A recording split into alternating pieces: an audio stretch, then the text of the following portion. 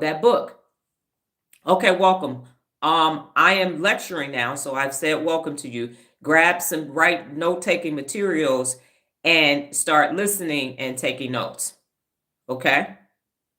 Now, in some cases, the fear of failure may cause you to avoid trying altogether. You may just say, I'm not going to do this. And now you have a hijacked amygdala and you are experiencing freeze. Now you're not going to do anything. You're just not going to do it. Don't want to talk about it. You don't want to bring it up. You're not. I know people who have said they were going to be writing a book and they're almost 60 years old and their grandchildren are in high school and they're supposed to have been wrote this doggone book and the book ain't here just because of the fear. We were supposed to have a conference call with me before COVID started. And we 5 years on the other side, at 4 years on the other side, 5 years of it starting, and there is no book. So you can let the fear of failure cause you to avoid trying altogether. And that is no bueno, okay? No bueno at all. Now, because you are so afraid that you will try and not succeed, you simply decide not to try at all in order to prevent potential pain, embarrassment, or disappointment. That means I'm not going to do it because if I don't ever try, then I don't have to be worried about failing. I don't have to look at embarrassment. I don't have to keep doing it again and again and again and again and again and again and again because Dyson had 5,000 cycling systems before they got to the system that worked. It took 14 years of them diving to find the actual Titanic.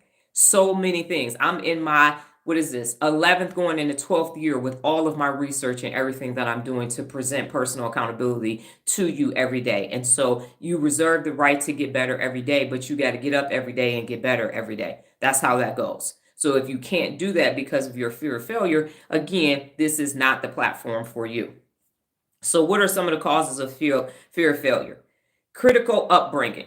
I lived in a toxic household. Growing up in a household that is critical or unsupportive because you feel like you can't live up to your family's expectations during childhood. So then you continue to make fear making mistakes as an adult.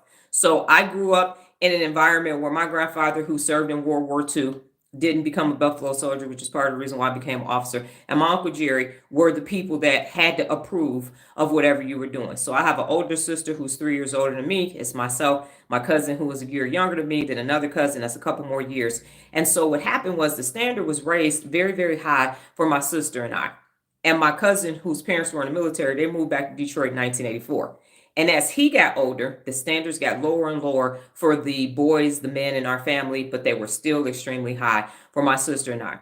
I went to Michigan State for my freshman year, and when I came home for Christmas, my grades were bad. And I had to, my grandfather, my uncle came over for Christmas, and I showed them my grades, and they were pissed. So much so that my mother was in the back of the house, and by the time she came to the front of the house, Dee Dee from the deed showed up and said, fuck both of y'all, get the fuck out of our house. So that Christmas didn't go well because you won't tell the patriarch of the family, fuck you and leave. But they weren't there and they didn't know. And at some point, I'll say what took place, some things that took place in Michigan State. This is not the venue for that. But let's just say I needed to keep a 2.5 to keep my scholarship, and my scholarship was in jeopardy at that point. And what I needed was support, but what I got was critiques. And so now, being the most educated person in my family, I got silence. Mum's the word. Ain't nobody got nothing to say now, but they got a bunch of stuff to say back then. So your critical upbringing. My sister and I both had to get A's and B's, but I went to a CTA high school and she went to the local high school up the street. But somehow my grades still needed to stay up with no support, no desk, no silence, no library time or nothing. But I'm still supposed to perform at these very high levels with ballers coming to our house and parents on drugs and everything else. But you better make sure you still get good grades. How? How is that supposed to happen? I made it happen. That's why Cam makes the impossible possible. Swim upstream and persevere during times of adversity are all 74 principles of real leadership. But I say to people all the time, you couldn't walk down the stairs in the shoes in the hand that I was dealt in life. Your ass be like, here, take these shoes, get these cards. I'm out. I'm going back to my situation.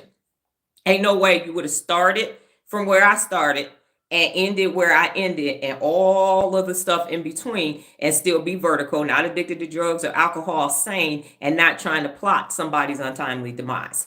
It wouldn't happen. So your critical upbringing is causing you to have a fear of failure. Okay, the next one is Definitely.